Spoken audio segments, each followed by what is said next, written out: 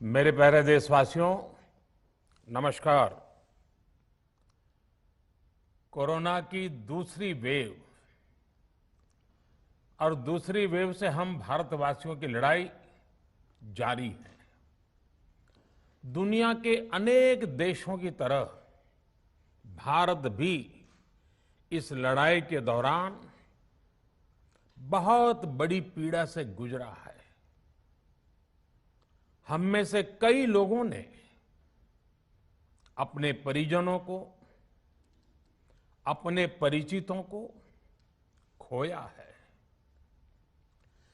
ऐसे सभी परिवारों के साथ मेरी पूरी संवेदनाएं हैं। साथियों, बीते 100 वर्षों में आई ये सबसे बड़ी महामारी है, त्रासदी है। इस तरह की महामारी आधुनिक विश्व ने न देखी थी, न अनुभव की थी। इतनी बड़ी वैश्विक महामारी से हमारा देश कई मोर्चों पर एक साथ लड़ा है। कोविड अस्पताल बनाने से लेकर आईसीयू बेड्स की संख्या बढ़ानी हो, भारत में वेंटिलेटर बनाने से लेकर टेस्टिंग लैब्स का एक बहुत बड़ा नेटवर्क तैयार करना हो, कोविड से लड़ने के लिए बीते 1.25 साल में ही देश में एक नया हेल्थ इंफ्रास्ट्रक्चर तैयार किया गया है। सेकंड वेव के दौरान अप्रैल और मई के महीने में भारत में मेडिकल ऑक्सीजन की डिमांड अकल्पनीय रूप से बढ़ गई थी।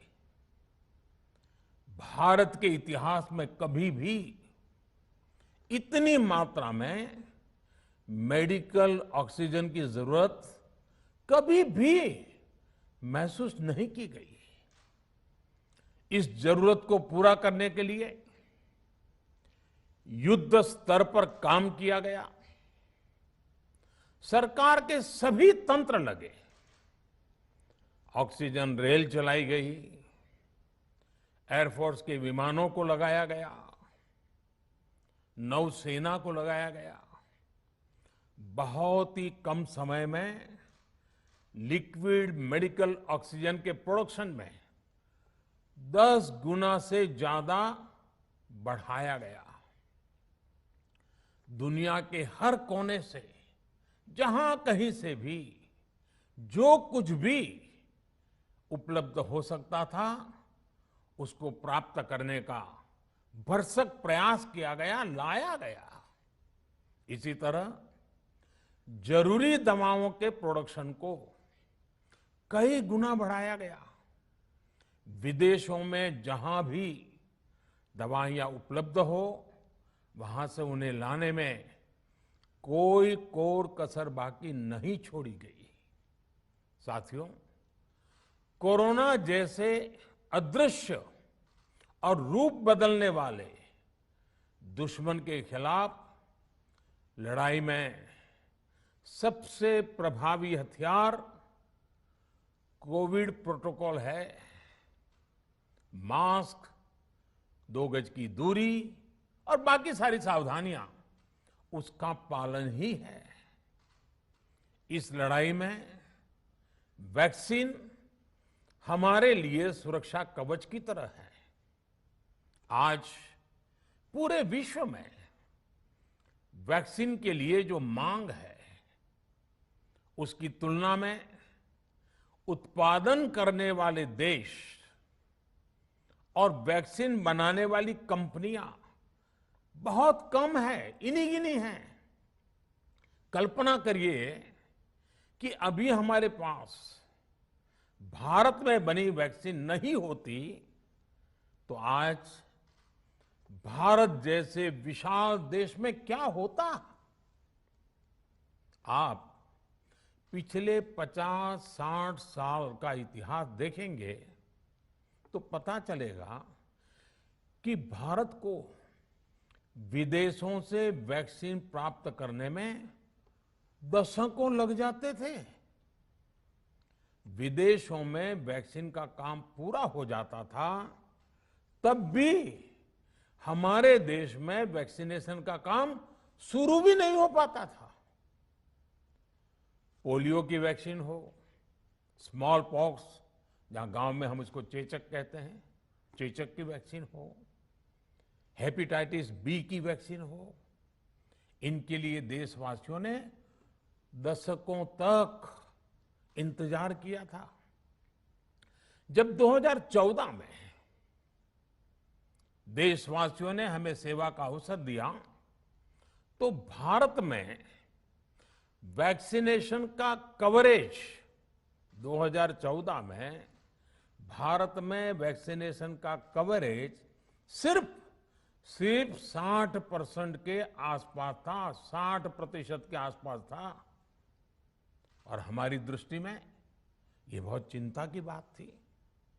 जिस रफ्तार से भारत का टीकाकरण कार्यक्रम चल रहा था, उस रफ्तार से देश को 100% टीकाकरण कवरेज का लक्ष्य हासिल करने में करीब करीब 40 साल लग जाते हैं।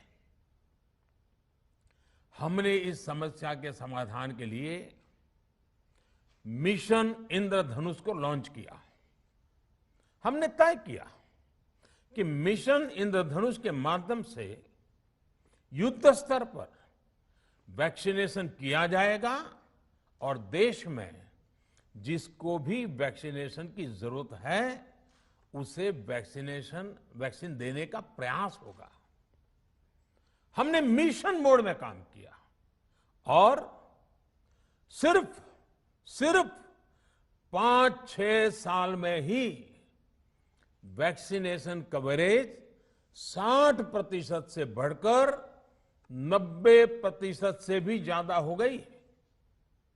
60 से 90, यानी हमने वैक्सीनेशन की स्पीड भी बढ़ाई और दायरा भी बढ़ाया।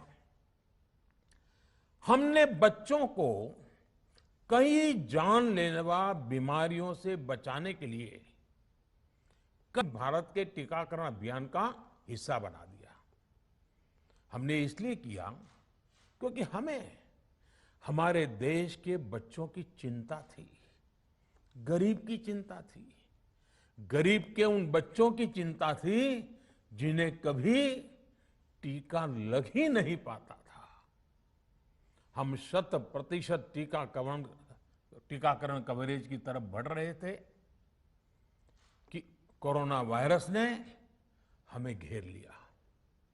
देश ही नहीं, दुनिया के सामने फिर पुरानी आशंकाएं घिरने लगी कि अब भारत कैसे इतनी बड़ी आबादी को बचा पाएगा। लेकिन साथियों, जब नीयत साफ होती है, नीति स्पष्ट होती है, निरंतर परिश्रम होता है, तो नतीजे भी मिलते हैं।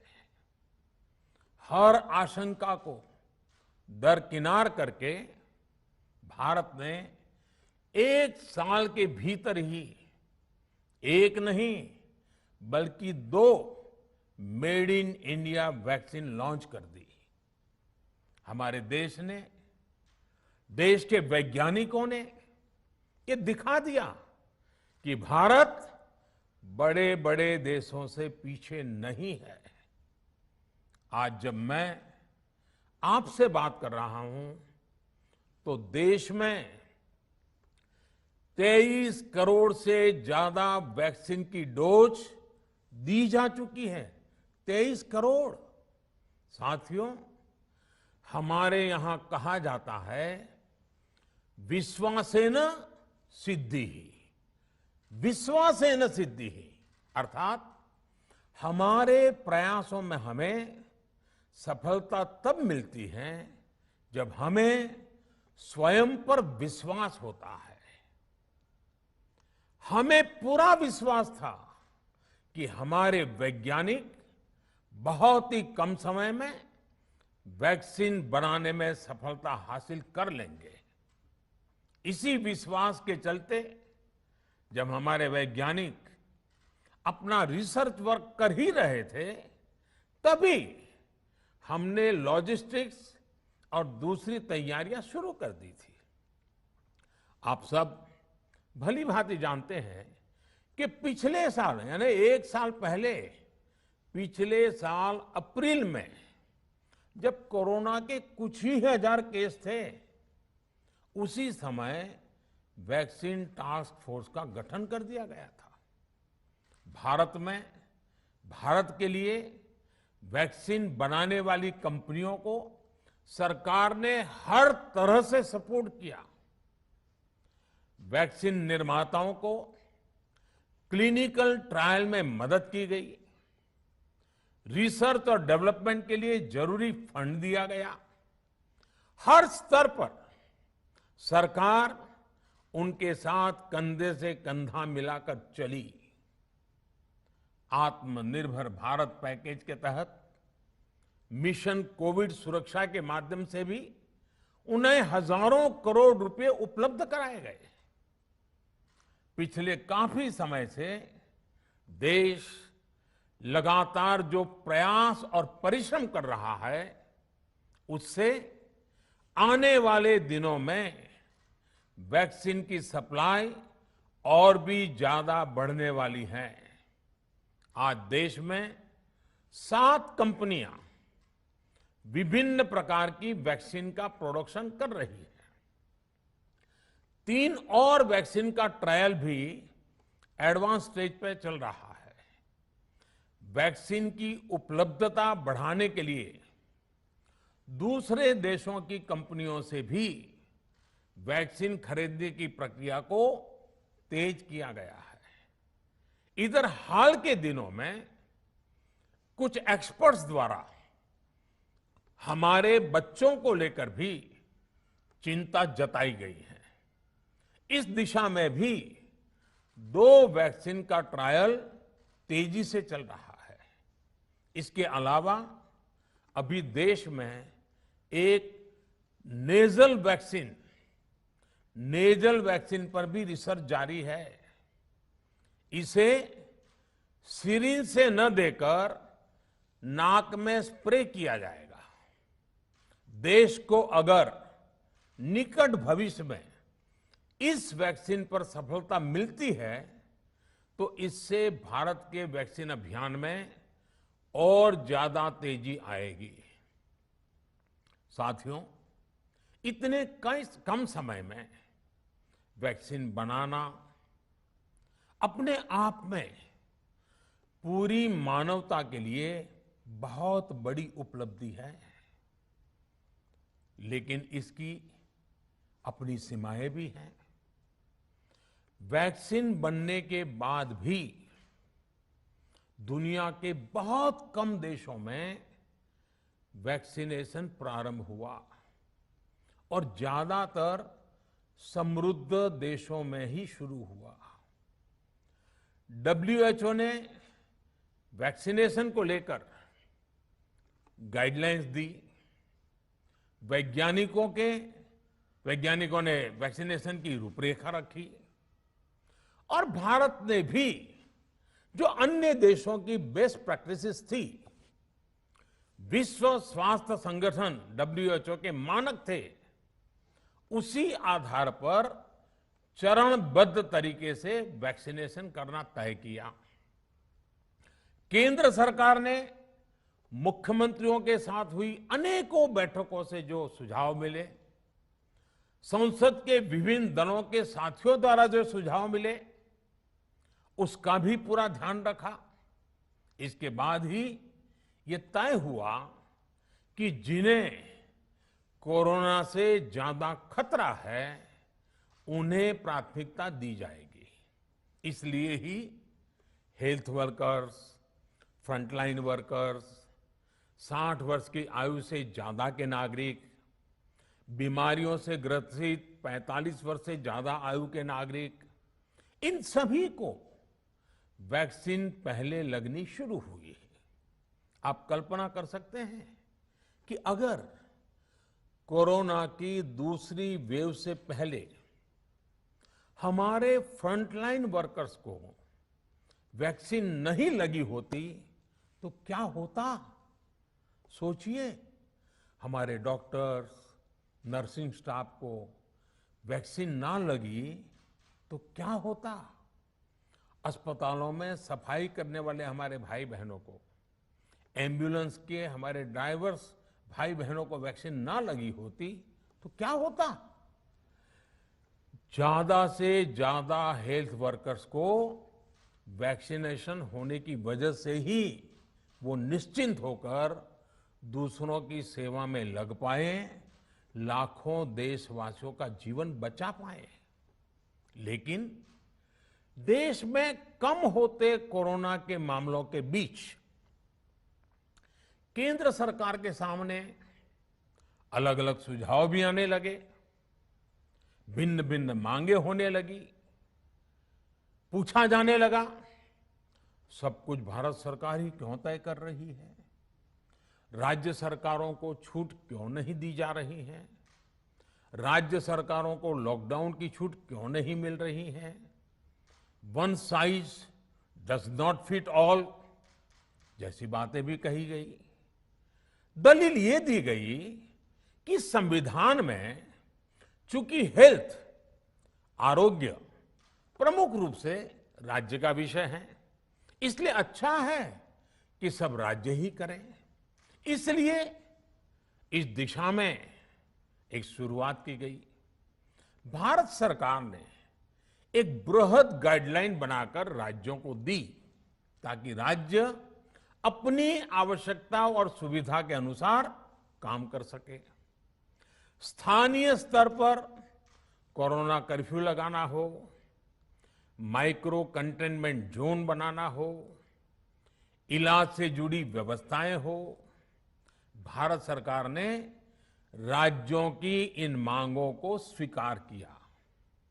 साथियों, इस साल 16 जनवरी से शुरू होकर अप्रैल महीने के अंत तक भारत का वैक्सीनेशन कार्यक्रम मुख्यतः केंद्र सरकार की देखरेख में ही चला।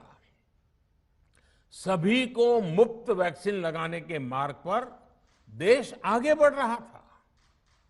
देश के नागरिक भी अनुशासन का पालन करते हुए अपनी बारी आने पर वैक्सीन लगवा रहे थे। इस बीच कई राज्य सरकारों ने फिर कहा कि वैक्सीन का काम डिसेंट्रलाइज किया जाए और राज्यों पर छोड़ दिया जाए। तरह तरह के स्वर उठे, जैसे कि वैक्सीनेशन के लिए एज ग्रुप क्यों बनाए गए। दूसरी तरफ किसी ने कहा कि उम्र की सीमा आखिर केंद्र सरकार ही क्यों तय करे। कुछ आवाजें तो ऐसी भी उठी कि बुजुर्गों का वैक्सीनेशन पहले क्यों हो रहा है। भांति भांति के दबाव भी बनाए गए। देश के मीडिया के एक वर्ग ने इसे कैंपेन के रूप में भी चलाया। साथियों, काफी चिंतन मनन के बाद इस बात पर सहमति बनी कि राज्य सरकारें अपनी तरफ से भी प्रयास करना चाहती हैं, तो भारत सरकार को क्यों इतराज हो और भारत सरकार इतराज क्यों करे।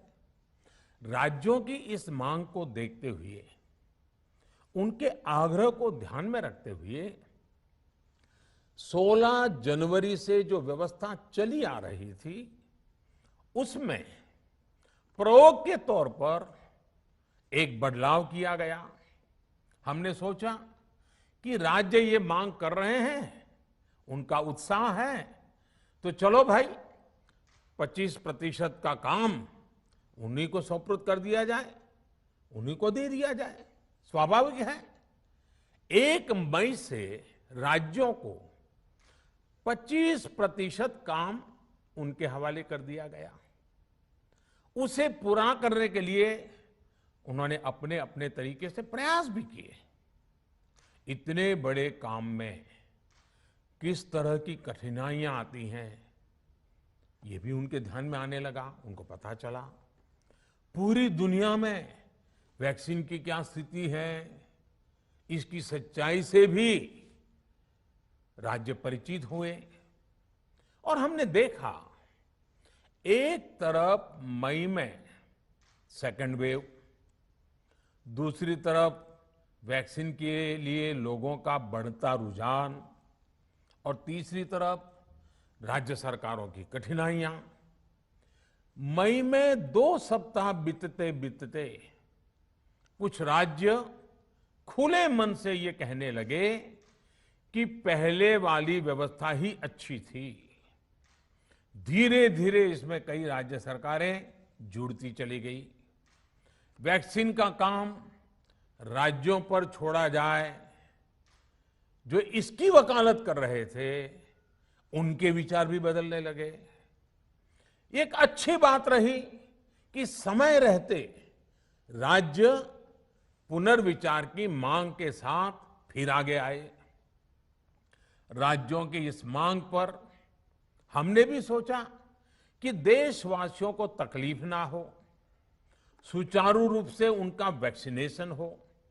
इसके लिए 1 मई के पहले वाली, यानी 1 मई के पहले 16 जनवरी से अप्रैल अंत तक जो व्यवस्था थी, पहले वाली पुरानी व्यवस्था को फिर से लागू किया जाए। साथियों, आज ये निर्णय लिया गया है कि राज्यों के पास वैक्सीनेशन से जुड़ा जो 25% काम था, उसकी जिम्मेदारी भी भारत सरकार उठाएगी। ये व्यवस्था आने वाले 2 सप्ताह में लागू की जाएगी। इन 2 सप्ताह में केंद्र और राज्य सरकारें मिलकर नई गाइडलाइंस के अनुसार आवश्यक तैयारी कर लेगी। संयोग है कि 2 सप्ताह बाद 21 जून को ही अंतर्राष्ट्रीय योग दिवस भी है। 21 जून सोमवार से देश के हर राज्य में 18 वर्ष से ऊपर की उम्र के सभी नागरिकों के लिए भारत सरकार राज्यों को मुफ्त वैक्सीन मुहैया कराएगी।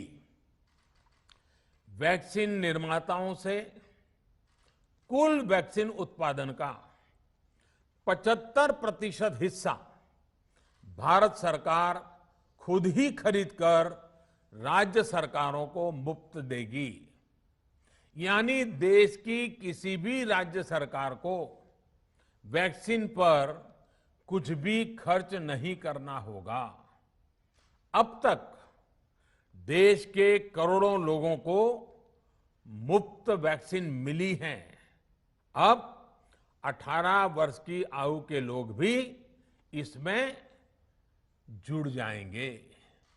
सभी देशवासियों के लिए भारत सरकार ही मुफ्त वैक्सीन उपलब्ध करवाएगी। गरीब हो, निम्न मध्यम वर्ग हो, मध्यम वर्ग हो या फिर उच्च वर्ग, भारत सरकार के अभियान में मुफ्त वैक्सीन ही लगाई जाएगी।